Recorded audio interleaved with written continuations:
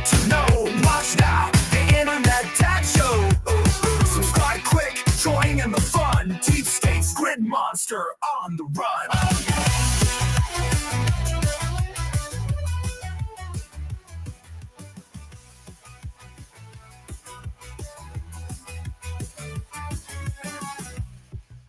Good morning. Welcome back, everybody. I'm Jason. That's Deacon, and we are your Internet Dads. Don't know where Dave is. Maybe we'll see him. Maybe we won't. It's Tuesday morning, and we have, as far as I know, one interesting story, but maybe there's more. I got some stuff to talk about. All right. Things. All right. My little girl just woke up, so she's getting dressed, and then I'm going to send her down to have breakfast, and we'll chit chat. We'll talk about the news. Yeah. How's your day? How's your day yesterday? It's hot here in Kentucky, in the little quad state region here. It is very hot and humid, and I guess Texas, y'all get some humidity. Oh yeah, where I live, it's like 60-70% humidity right now. I can check it. Yeah, no, I mean ours is. I think you probably get as much humidity as we do, probably. Maybe where you're at. You guys are right near the lake, and we're kind of like 45 minutes from the coast. So, but it's it's very jungle-like here. Yeah.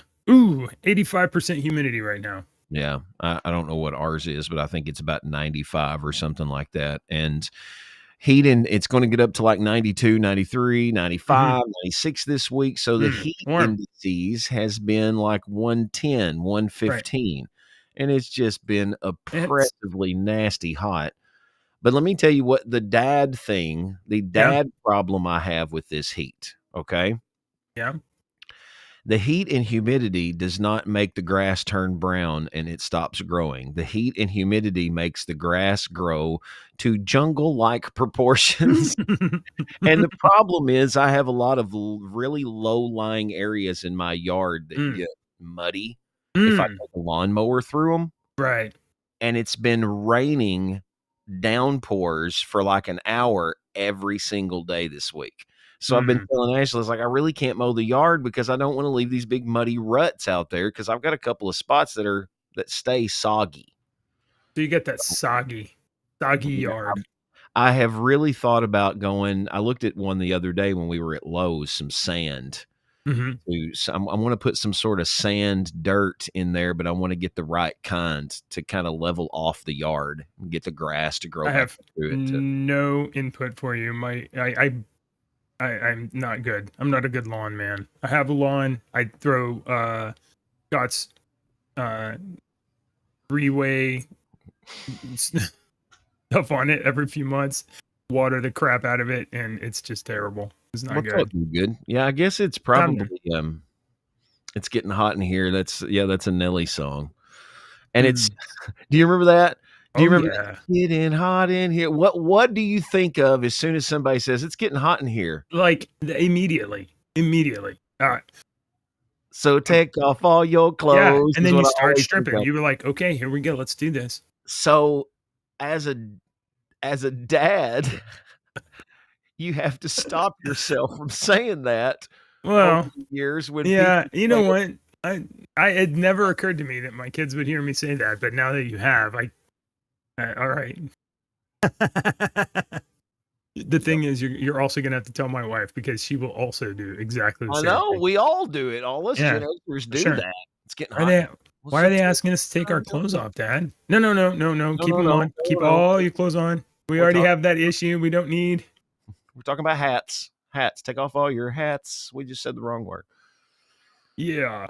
All right, Deacon. Have you wondered at all about this amazing background that we have for the show today? I really thought it was like some scene from a movie or some Frankenstein. I don't know what it is. I'm kind of scared to ask. You know what it is. You know what it is. See, that scene is derivative of the "You're Not Dead Yet" scene. Or "I'm Not Dead Yet" scene. Bring out your dead. Monty Python. No? Show it again. Sure. Yeah. Here. Yeah. I just I had Grok replace the wagon guy with some surgeons. Oh,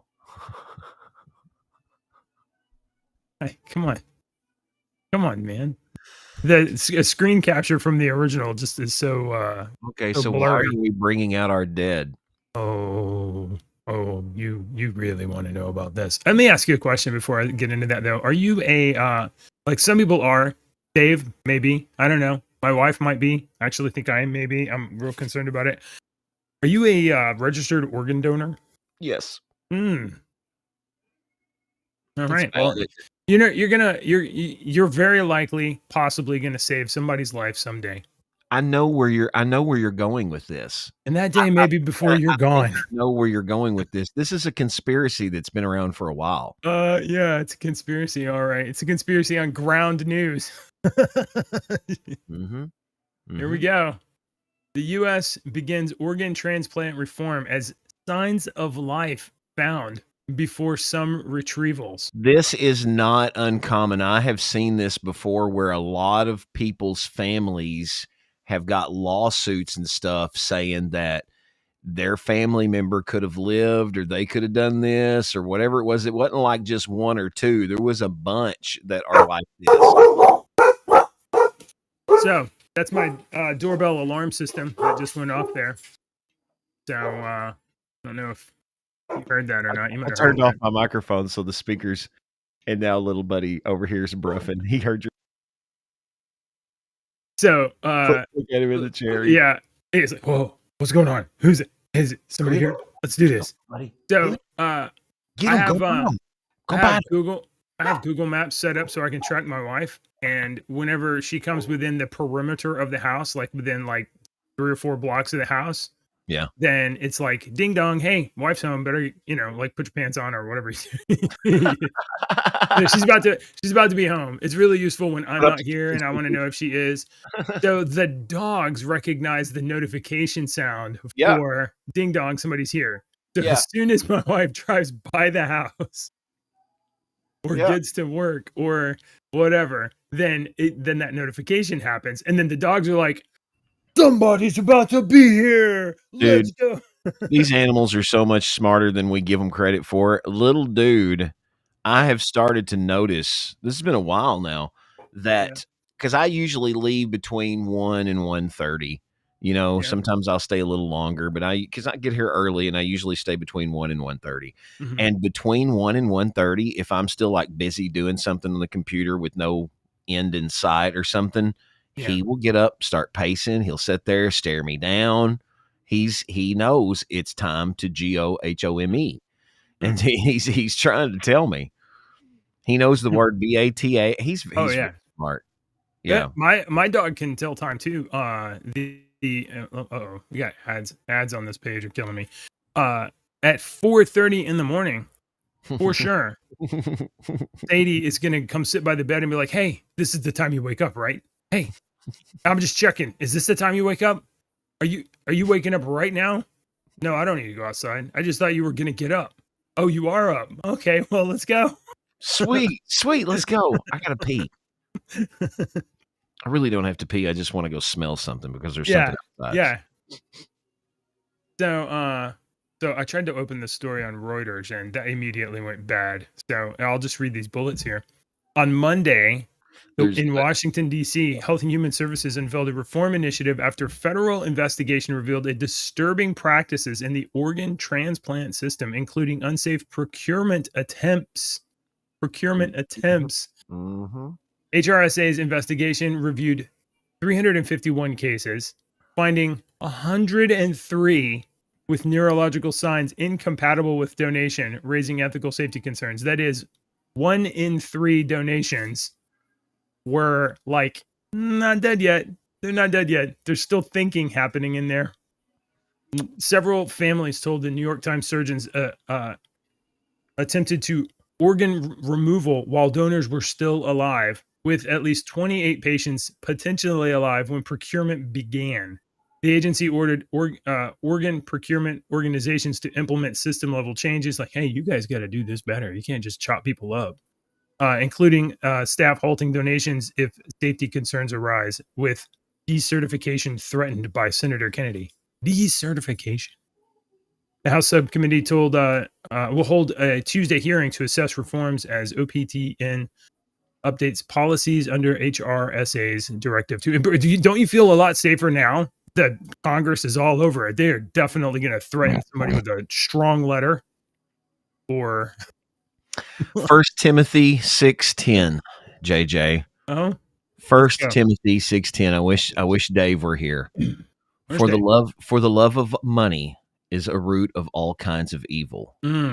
Some people eager for money have wandered away from the faith and pierced themselves with many griefs. Well, you know, it's not just money. Some of these surgeons are definitely trying to save some people's lives. They just For money. you gotta break some eggs to make an omelet. You know what I'm saying? For money. Well, I mean, like, yeah, a little bit of money. Does it hurt to make money and save lives? When you say save lives, you're sitting here reading a story about actually killing people to Well, no, not saving person live. Not saving those lives. Right. So are we saving lives?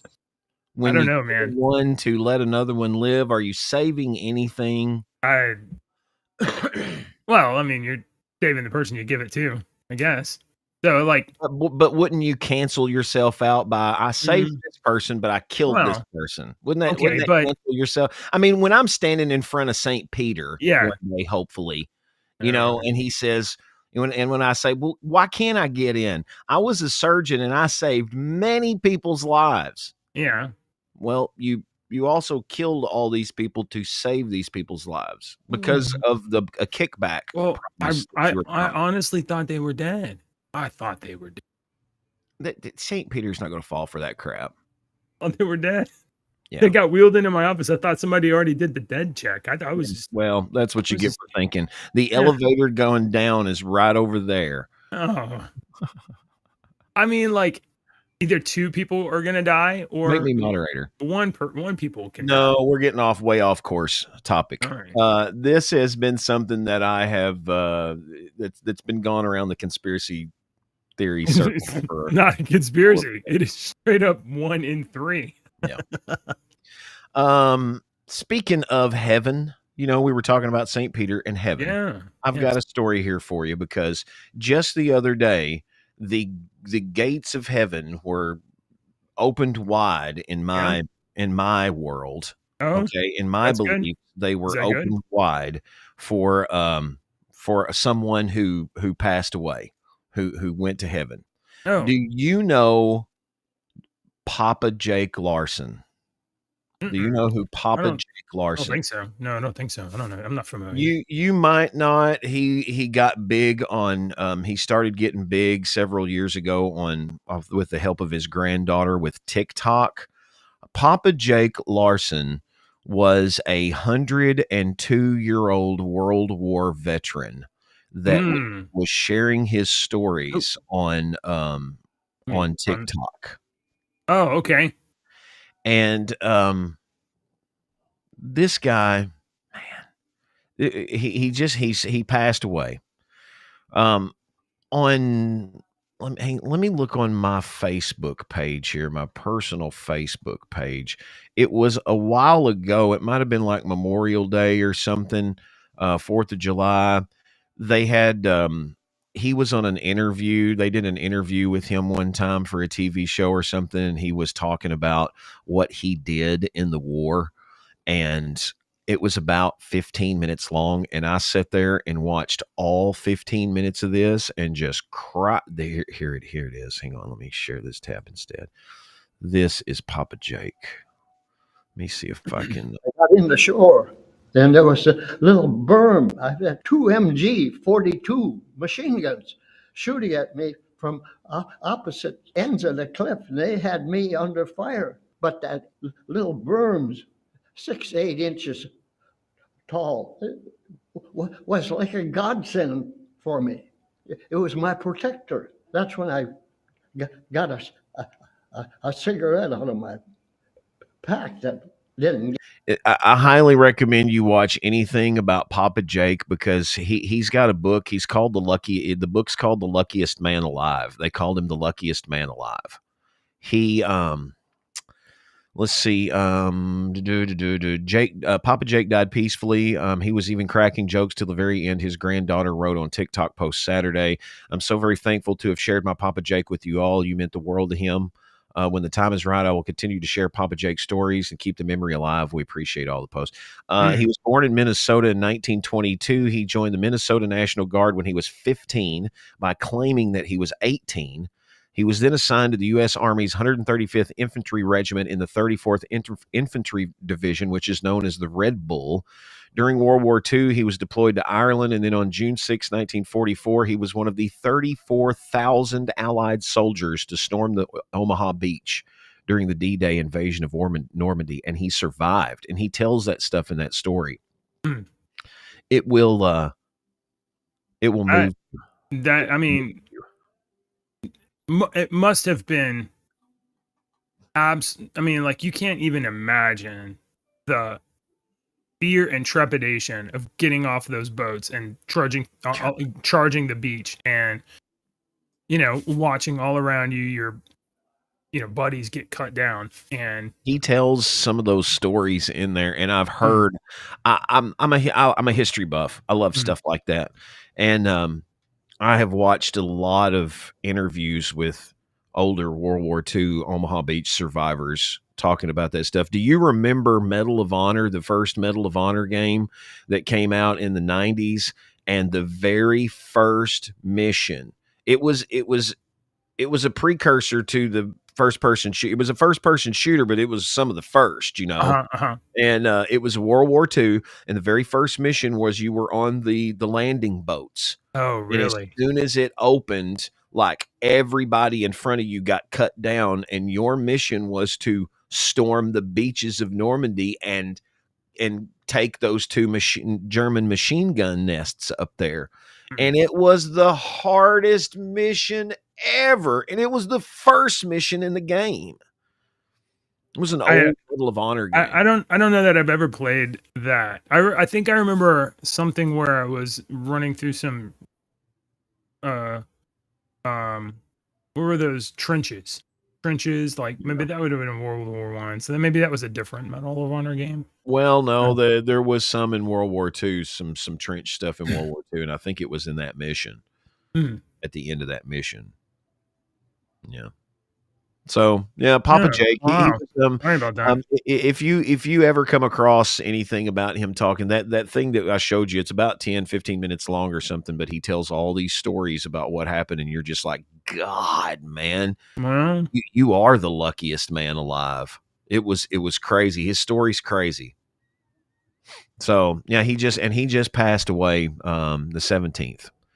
Papa Jake, one of the last World War II veterans, 102 years old. I don't have anything to say about that, except if you're not already, you better get right with God, because you could check out today or tomorrow, or literally in 100 years, like in Dude survived one of the craziest battles in modern history, and fought in the Korean War, fought in all these different battles. Yeah, you never know. I also kind of want to say this. I know that some people have this like cynical attitude of I'm going to do whatever I want and then apologize. Like right before I die, I'll get right with God. That's stupid, because your life can be so much better. In the meantime, you will just get right with God right now, because then you get off the correction course and you start getting onto that getting blessed course. Over the weekend, so our little high school, they started up a couple of years ago. Alex was telling me, because he was in a little garage band. They started this thing on Fridays in the library. They would let a local high school band come in and play 3 or 4 songs during lunch, and they film it and they put it on YouTube, and they called it the Decibel. And they had like this little high school show, and they interviewed the band, let them play like 2 or 3 songs. I was like, well, that's a great idea. That's a great little idea that the school's letting them do. Well, they had this decibel battle of the bands over the weekend. Alex wanted to know if I wanted to go to it. And I was like, sure, we'll go to it, because a lot of his friends and stuff were playing it and whatnot. Alex is too busy to play in a band anymore with his girlfriend. So as we were there, this has a meaning to what you said about feeling good and just doing good your whole life. Okay. So while we were there, Alex and I were there, and Ashley ended up coming. There was a little girl from a county over that they were like, she's from the rival school, so be nice to her, blah, blah, blah. And she got up there and started singing and blew me away. I have seen literally thousands and thousands and thousands of different musical artists singing. And this girl is one of only about 10 that I've seen that I'm like, she will be famous. There's no if, it's when she is famous. She was 15 years old. She sounds like Jewel. Wow. She wrote most of the songs she played, she wrote. And I looked at Alex after about the sixth one. I was like, every single one of these songs is recordable ready. They need very little polishing. They're ready to go on an album. For 15 years old, she blew me away. So afterwards, I saw her and her dad, and I was like, hey, I look forward to seeing your set tomorrow, blah, blah, blah. Well, the next day I talked to him, and I'm like, look, I contacted one of my people. I said, I work in radio for a long time, and I contacted one of my people, and we have this little folk festival coming up in October, and I would love to get you there, but we are completely booked.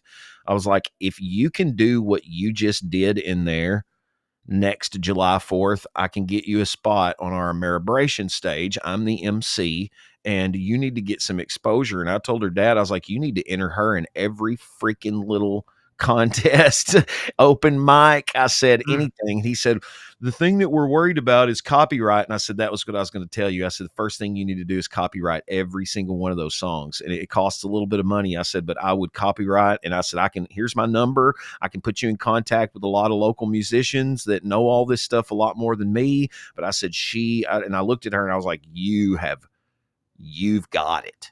Like you said up there a minute ago, you want to do music for the rest of your life. That's no problem for you. Look, I'm telling you. Yeah. And now you have to learn music business. So yeah. So later that night, we're standing in there talking with me and Ashley and Alex are talking, and Alex told us that she came up to him and she was like crying, saying, that's so nice. Your dad gave me so much confidence, blah, blah, blah, blah, blah, this and that. And, and I thought, that's really nice that Alex gets to hear that like secondhand. And so me and Alex was talking about, I was like, dude, it's not a big deal to spread good. Hold the door open for people, even if they don't tell you thank you and completely ignore you.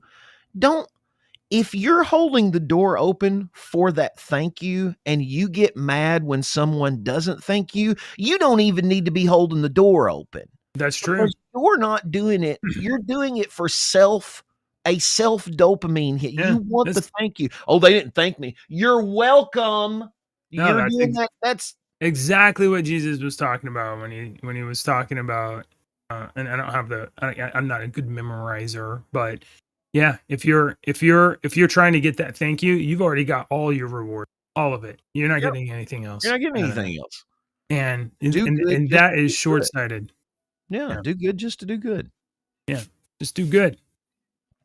Right? Do good. Malcolm Jamar Warner passed away. Yeah, I saw that. Yeah. And then I looked. I was like, wow, I literally haven't watched anything he's done since the Cosby Show. I've seen him in a few things. When you see him and you're like, here's our NBC movie of the week starring Malcolm Jamal Warner. I haven't tracked him.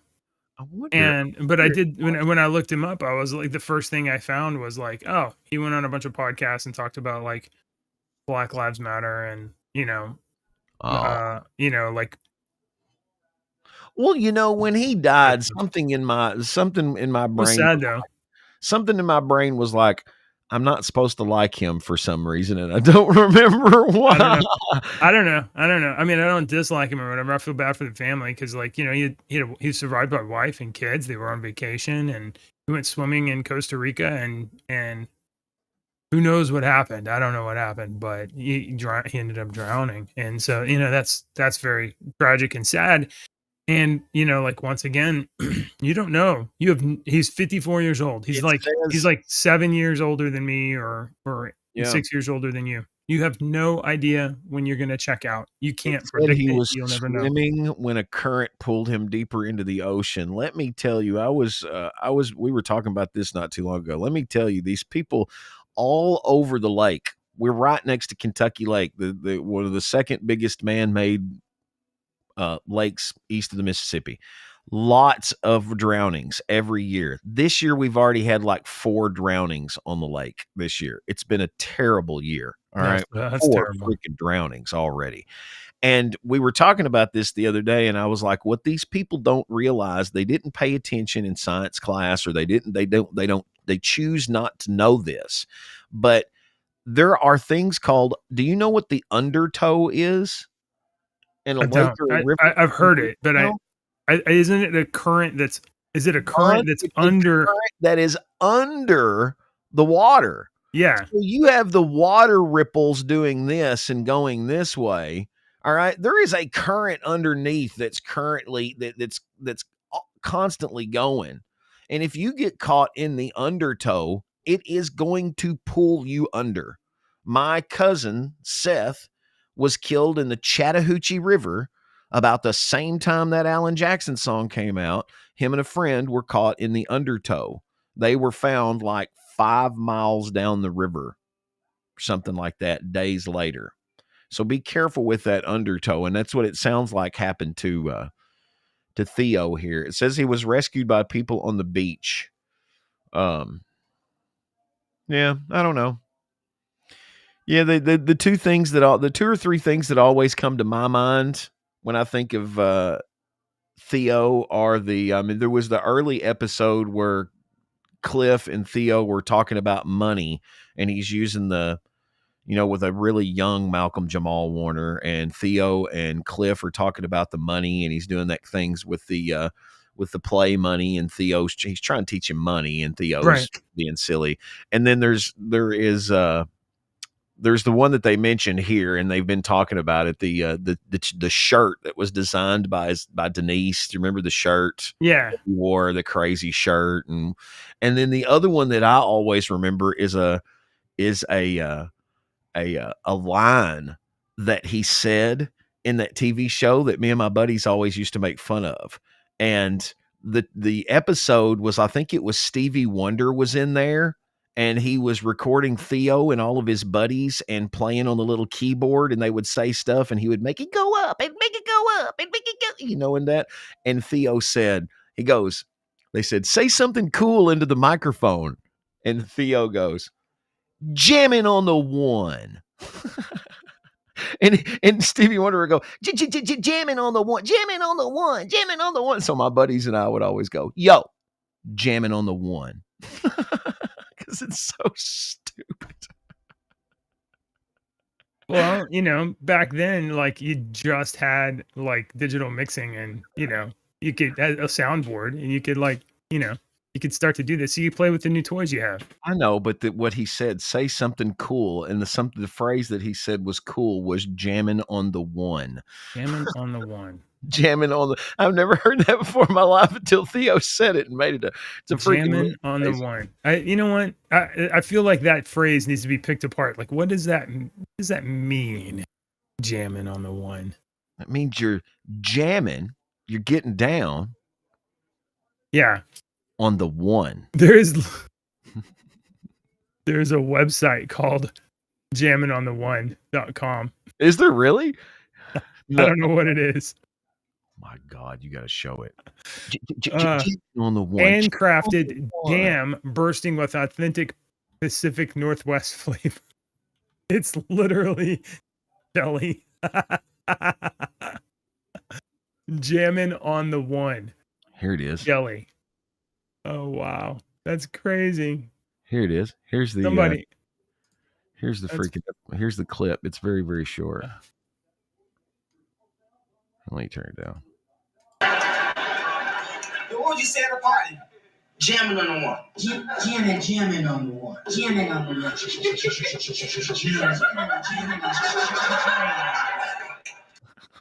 What would you say at a party? What would you say at a party? Jamming on the one. I mean, I'm gonna start walking can- into places and no. going, jamming on the one. Jamming on the one. You got to do it with the most utmost confidence, though. You got to. you do. Like he completely did. Like Jamming on the one. it isn't anywhere in his mind that like this is a stupid thing to say. Like there's no introspection. He's just Let's break that down. There is a greater than normal chance that line jamming on the one was written by a white Jewish writer. You think so? Absolutely. Wow. I mean, well, you know what? I mean, like it's better than even odds. Dude, when You think about what's his name? When what's their names made Airplane? Zucker or whatever his name is, the Jewish dudes, you know, that made all the funny movies. When they made Airplane, I've watched everything behind the scenes and interviews and everything on that. The two guys that played the guys that spoke jive. Do you remember that movie? And the two black guys on the plane, and they were like, "Yo, what it is, Big Mama?" Yes. The guys that Yes. spoke jive. They were like, they said, Dave.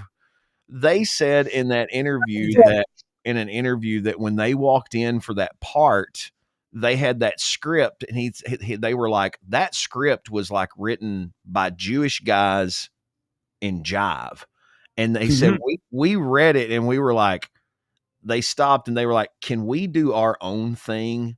And they were like, yeah, do your own thing. And what they did on camera, what was in the movie, was basically their own thing. And they were like, yeah, Zuckerberg and all them were like, oh my God, yes, this is great. Why did we Jewish guys try to write, black guy jive talk? Why did we try to do this? Hello, sir. Hello. So I think we can actually It answer is this question. Bandcamp week. Go ahead. It's Bandcamp week, so I'm like on the holy cow. We gotta get everybody everywhere at all the times, and Ashley spent the whole day yesterday sizing kids, and I asked her last night, I was like, you got to size kids tomorrow? She's like, oh my God, yes. So yeah. I was thinking about going by today or this week and just kind of sitting in and watching the drum line and stuff. We got a drum line this year. Awesome. JJ will get into that one year. He was showing yesterday all the books that Jill's reading. So the band is the smart kids will sometimes get into band. If not, she'll be into these clubs and these academic team and stuff like that you'll have to go. And then Maybe. Lily is going, I'm going to tell you this right now. All right, get ready. I'm making this prediction. Lily is going to want to play soccer. She's going to want to play softball. She's going to want to swim. She's going to want to be on the running team. She's going to want to do track. She might even do football. She's going to want to be on the football team. My niece, she plays football, lacrosse, girls lacrosse, Girls lacrosse. and Y'all have soccer and hockey. And Dude. she's like a brawler, man. But think about Lily. How many broken bones has she had? She's just like, yeah, okay, look. She has been to the more than once. She has been to get x-rays. No, more than twice. I think perhaps 4 times this year she's had x-rays. She's currently I have wearing reason a to cap. believe that JJ is on a list. When they come in, they ask them stuff. Dude, so did that happen to you? Did you get pulled to the side and ask questions Me? the first time? No. Yeah. No. So my 2 boys were roughhousing. They were like 3 and 5, yeah. and the older one dislocated the elbow of the younger one, like a nursemaid, not like a crazy looking thing, but he couldn't bend his elbow and he was in pain. And so we go in, Right. and this is down in Tennessee. And, they asked the kids what happened, and then they pull the kids aside. They separate us from the kids and they ask what Wow. happened. And then they ask us what happened. I'm like, what the heck? Hey, have you been I mean, I was glad they roughhousing with the did. kids? Are you Yeah. responsible for their injuries? Yeah, pretty much. But no, it wasn't me. Yeah, right. Wow. And But then a no, couple I years didn't. I later, didn't get that. The when first, she was in a car wreck, so we had the car, and then so they didn't. And then she did something, and they had to scan her 2 separate times for the car wreck, I think. And then she did something in her hand and got scanned, and then we took her back because she fell at the gym and currently has a cast because there's a tiny little crack in her elbow, and we don't want her. And she is over the cast. She was like, she told me yesterday, I thought the cast would be cool. No, I don't think it's cool at all. Nope. And I has she really had a regret cast having this before? cast. Has she had a cast before? No. Okay, no. let me give you some parenting tips from a kid who had I broken every bone in my arm. Yeah, All right. right. Yeah. And my mom did this for me, and I really didn't understand what she was doing, but she would get me little squeeze balls. I'm sure they have special things made now specifically for this, but get her a little squeeze ball or something, and when she gets that cast off, have her sit around and squeeze that ball, because she's not moving this muscle in this, Right. and in these muscle in this bicep and this tricep, she's not moving either. So she needs to, when you get that cast off, just have her sit around and do this all the time. Mom took me bowling. Mom would take me bowling, especially when I did my right arm, and she would get me one of those little bitty pink, 2-pound balls or whatever, the little kid's ball. And then I would work those muscles doing that. And mom was a genius. We actually took her bowling after she had the cast. So I would set up the dragon thing and put the ball and let her aim it and put the ball on it, and then she would push it off with her other hand. all right. She was very upset that she didn't win. Make her sit down when she gets that, but make her, when she's sitting around doing nothing or whatnot, squeeze on something to work those muscles, that hand muscle, because they get really weak. She'll think that she can do whatever, and you can't, and it's gonna stink when you cut that. And let me tell you, they have the vibrating crap now to cut the cast off. So be sure and reassure her, and let the doctor reassure her and stuff that the blade just vibrates. All right. And it's not going to cut. I had the saw blades, the little circular saw blade that I remember that they, Oh yeah, that's what I had too. Yeah, for sure. I was freaked out, but it was I fun. Never broke anything. I never broke anything. I shattered both of these bones 8 places, 9 places. And then I compound fractured this bone, and then I broke this bone. All three separate times. I dislocated my wrist, my left wrist, dislocated. Not quite broken. My hand was not connected to my arm though. Yeah, it was wacky, and I fractured my right arm. Yeah, so this one I wore that cast for like 6 months. Yeah, and long right. time. Yeah, and I'm right-handed, right. so I learned how to kind of be ambidextrous a little bit. But I remember my math teacher, Miss Kidd, used to count off for sloppiness, and I'm like, I'm right-handed. I'm literally, you're sitting here watching me do like caveman style, But I wore that for a long time. And now when I noticed when I got older, when the pressure really changes, I can feel it. And I mean, it feels like a giant man has grabbed my hand and is squeezing really, really hard on my arm right here. It's how I always describe it. It sounds like a giant hand is just squeezing my arm. All right, Dave, we had some really cool conversations that I wish that you'd have been a part of. Should have been here. I'm sorry. Hey, Dave, No, are you I'm an done organ with donor? Are you a registered organ donor? I am. Yeah. We had a really interesting story this morning. It went along with some conspiracy theories that I've read about for a long time. But JJ brought up the story of these people that are being harvested before they're technically dead.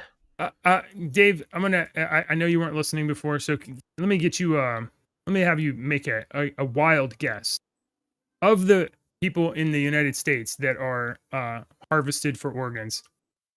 What percentage do you think are not dead and have neurological activity? I'm hoping it's really low, like 0. But from the way you're phrasing this, I'm guessing it's a little bigger than that. Uh-huh. Yeah. There was a federal study. 351 organ donations were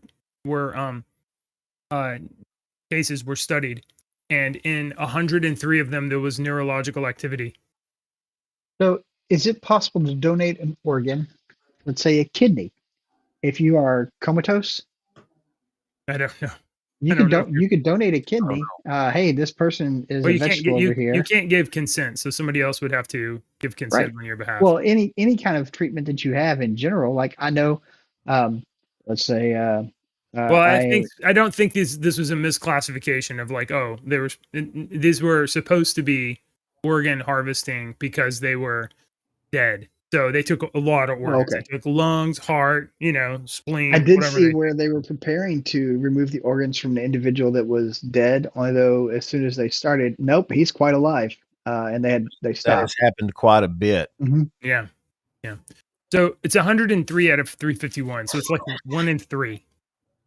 So don't worry though, because Congress is gonna require some letter writing to happen, and somebody might get decertified.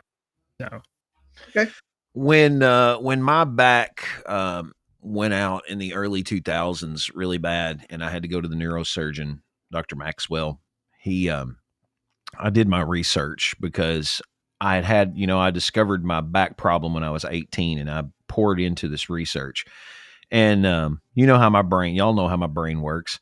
This Dr. Maxwell wanted to do surgery and put this crap in my back. And I told him that because I had specifically seen some stuff about this, and I was like, look, there is not a government organization that regulates how much donations go to surgeons and doctors. And I know that you guys get kickbacks from these companies that make this crap to just put in as many as possible. And I don't want this in my back. I want to go to physical therapy. And that freaking neurosurgeon, he got so angry with me. He did not want to give me physical therapy, but he eventually gave me physical therapy so that he wouldn't have to, because I was not getting this piece surgery in my back. I was not. And he could tell that I was. So he gave me physical therapy. I ended up going to physical therapy every single day for about 4 or 5 months, and in the pool doing exercises and on the traction table where they pull you apart. And that thing, that did everything for my That thing did nothing for me. I ended up having to have back surgery. Well, I ended up finding out years later that there are many, many lawsuits and people that had that piece put in their back that they were doing in the early 2000s that didn't need it. And all they did was they scraped stuff out of mine. And I guess I technically did break a bone. I broke a piece of a disc off, just a small piece, and it was cutting into my sciatic nerve, and they had to go in and get that out without severing the nerve. Man, I can walk. We're good. So yeah, it was crazy. It reminds me of Star Trek 4, and they come back to save the whales, and the doctor ends up in the hospital for some reason, and somebody's on a gurney, and he comments on the doctors there where they're like sticking them with a needle or whatever, and he's like, these people are primitives. This medicine is Stone Age, and we live in that time still, and everybody does do that. Yeah, we still do that. I mean, that's always going to be the case because there's always going to be time ahead. So that's what this is. This far right picture is almost exactly what my back looks like in an X-ray. Okay. That lumbar curve. Mhm. That's a little more exaggerated, but that's what. Do Good's got a bad disc too. Yeah, And I blew my bottom 2 discs by choking on a sausage biscuit. I was driving down the road. It's when I worked for the Department of Juvenile Justice, and I was going to work one morning, and I was driving down the road. I had gotten it from the 5-star, and I was going to work, and I was chomping on my sausage biscuit, and I started choking, and I coughed like 5 or 6, to get it out. And when I did, I felt I just kind of paralyzed, and I had to slowly pull over to the side of the road, and I went back to kind of normal, and that's what I ended up having the doctor and all that. I had blown 2 discs choking on a biscuit. All right. Hey, I got one more story here. I threw Do Good's typo up there for everybody. Oh, okay. It took me a minute to get the. I don't know how to spell herniated either. I don't think that's it. I sucks. Not it. I have it sucks. herniated. No, Sucks. I sucks. It sucks. That's a horrible Oh, type. why did you say that? All right. Do either of you guys have kids under 13 years old anymore? Thank God, no. My youngest is 13. Maggie's 13. Does Maggie have a phone? Yes, she does. How many years has Maggie had a phone? Couple. Okay. Well, Deke. Yeah. I'm mostly obviously concerned about my kids, but Right. here's some news. A study has been released in the Journal of Human Development. Oh yeah, I have a subscription. Yeah, the Journal of Human Development and Capabilities published a global study showing 18 to 24-year-olds who received their first smartphone at age 12 or younger report higher checkout thoughts, aggression and detachment from reality, poor emotional regulation, and low self-worth. Now, it's not causal, but it might really contribute to that kind of stuff. I'm going to just go ahead and mark out the typo or adjust the typo here. It should not say smartphone. It should say smart devices because you think because yeah. iPads thinks it right. Okay. Yes. I think that is a catch-all term that generally includes iPads and the like, but okay. Examining the risk factors, researchers identified key contributors. Further analysis found early social media access explained 40% of the link, with cyberbullying, disrupted sleep, and poor family relationships accounting for 10, 12, and 13%. Nearly 2 million self-reports from more than 160 countries underpinned the analysis drawn from Saipan Labs' Global Mind Project using the Mind Health Quotient diagnostic tool. Amid stark findings, the study's authors advocated broad policy measures, including restrictions on under 13 smartphone use, digital literacy education, and corporate accountability. Phones bad. That's all of us. That's all of us. It sure is. It probably is. But especially the very malleable mind of kids. So I'm going to probably have to send this on to my wife and be like, hey, wife, remember when I said no phones till they're 20? Well, I still mean it. We did no phones until they were in middle school. And the reason is the middle school was not in the same town anymore. And our kids did a lot of extracurricular activities. And so if we needed to be made aware of a schedule change or something, that's why we did them. We locked down their phones too. Yeah, it was middle school for all of ours. And basically I'm thinking, and we kept a pretty good tight leash. We let them have their freedom, but they knew that, they're not only logged in on their phone, they're logged in on other devices. So anything message or anything like that comes up, that Ashley and I can get a copy of it, very easily. Oh, that's good. There's too many parenting apps out there to help you watch absolutely everything on your phone and counter every little app that comes out to get to get away from parents. I hate Snapchat. I hate that freaking app. I hate it. I've hated it from the very beginning. And I've told everybody, I'm like, Snapchat is nothing but a cheaters app. It's a cheaters app. It was designed to delete messages and photos immediately after you read them. That to sure. me, I mean, that's common sense. That's a cheaters app. Yeah. All right. But it's disguised as something else. And so all these kids are able to say stuff and talk. That's why all these kids use Snapchat, You're because supposed to be 14 to have a Snapchat I account know. too. Yeah. So But all these messages delete themselves and stuff. So I don't let. I mean, my kids have a tablet, an Amazon Fire. It's totally locked into Amazon Kids, which is completely restricted. They can only have access to what I let them have on their tablet. I don't let them have anything that is internet with anybody games. Like there's none of that. They can check. They can read books. They can do educational tools. They Hey, let can me play give you a games, tip. but it is locked down. Let me just give you a tip. When they get older and their friends are like, you want to play Roblox and you need to get Roblox and Roblox, don't install Roblox. Nope. Not doing that. Minecraft. If the movie came out and they're like Minecraft, I was like, you're not getting Minecraft. You're not getting Minecraft. Minecraft is not bad. Roblox. Minecraft was one of those that really kind of, I watched every one of my kids play Minecraft, and I was truly amazed at the things that they built and the creative. Like Kendra made a vending machine in Minecraft that you go up, you press a button, and you press another button, and it squirts out whatever you.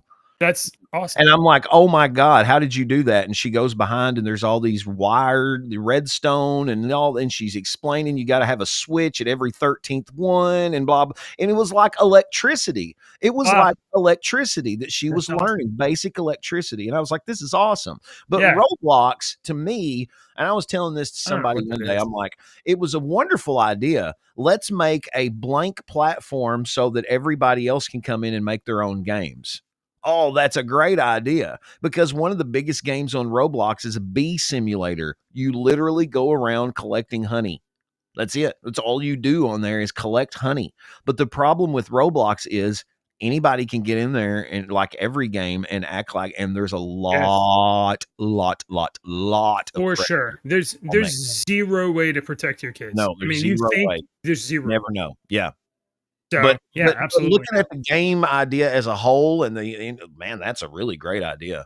Yeah, Let's sure. make a platform where people can make their own games. I mean, I love the fact that, you're able to be creative and learn, like, electrical diagrams, essentially, That is honestly, I'm letting you know right now, you don't have to have Minecraft to play with everybody, and you can lock it down. Even if you're online, you can lock it down to where nobody can join you at all or whatnot, because that's how you can lock Roblox down too. Oh, you can? I didn't know that.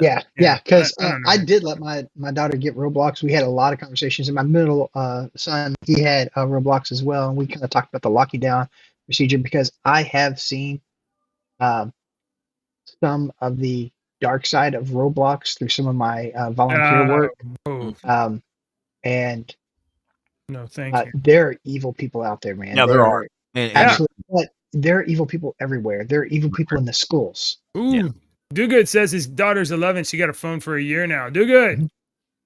I mean, it's all right as long as the parents, because you have to add this argument. You have to add the argument that do you want to give your kids a detriment to society? What was your curfew growing up, Deke?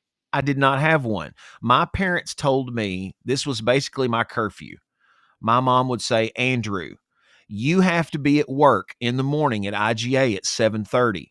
Mm-hmm. If you don't show up to work and you get fired, you don't make a paycheck and you don't get to pay your car insurance, and then you don't drive. She would make me sit down and look at all the things. So she was like, so you probably need to get in tonight and get some sleep if you've got to work in the morning. JJ, did you have a curfew? I drug my ass into work very, very many times. If I had a curfew, I didn't abide it.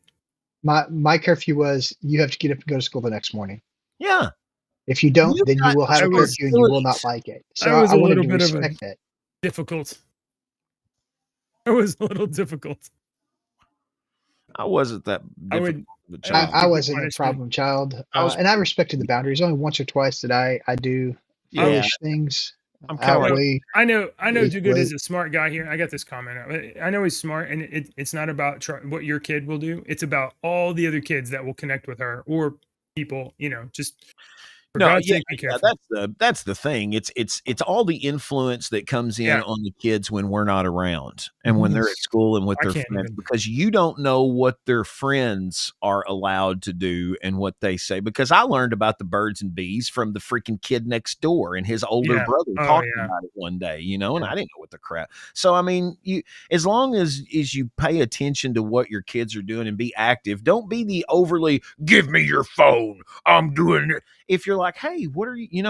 I've found that, and that's how mine works, how I work, and it don't work for Yeah. everybody. But I'm like, Right. hey, what's going on? What's this do? What's that? Yeah, app? we've had to parent each of our kids differently. Yeah, everyone. I Sure, learned for that. sure. Every There's one of no- them is like, we're just still trying to figure it out. Yeah, There is no rule book for being a parent, no, and there's a lot of ways to do it wrong, and there's no way to do it right. you could whip one of my kids every hour on the hour, and she'd turn around and be like, "Are we done?" And then with Deacon, my son, all I have to do is give him just, Yeah, for sure. and I've ruined his world. Yeah, Oh, I got exactly those two also. Yeah. I got All one right. that I say I'm disappointed in you, and she's gonna go cry, and the other one I'm like, I am literally gonna hit you with this stick if you don't stop. And she don't care. Let me Do guess it. which one is Do which. it. Yeah, she's challenging you. Come on, hit me. All right, I gotta go, guys. All right, Hey, let's go. I've been to the doctor also myself recently. I have Dave, go to the Sarah. Discord server after this. I have a terrible prognosis, guys. I have a disease where I Uh-oh. cannot go to the air. I cannot stop making airport puns. The doctor says it's terminal. Oh No. There's a long way to go to get that out, buddy. So I'm gonna give Yeah. you. Wheeze for the juice, but I'm gonna there's give no you juice. courtesy. That was a good one, buddy. Okay. yeah! I just want to kind of brag on myself for a minute. I have the Please. heart of a lion, Yeah. and the eye of a tiger, Oh, You're And a not lot- going back to the zoo, are you? and a lifetime ban at the zoo. Hallelujah! What do you get when you cross an elephant and a fish? I have no idea. Swimming trunks. Banned from the zoo. I don't get it, but you can have Swimming it. trunks. Politicians and talking heads lying left and right. You can help us bring facts into the light. Don't let your daughter lose her next swim meet to a psychopath dude with fake teeth. Essay for a comment, he said no. Watch now, the internet dad show. Subscribe quick, the squid monster's on the way. Inspire with us tomorrow's news today. Oh yeah.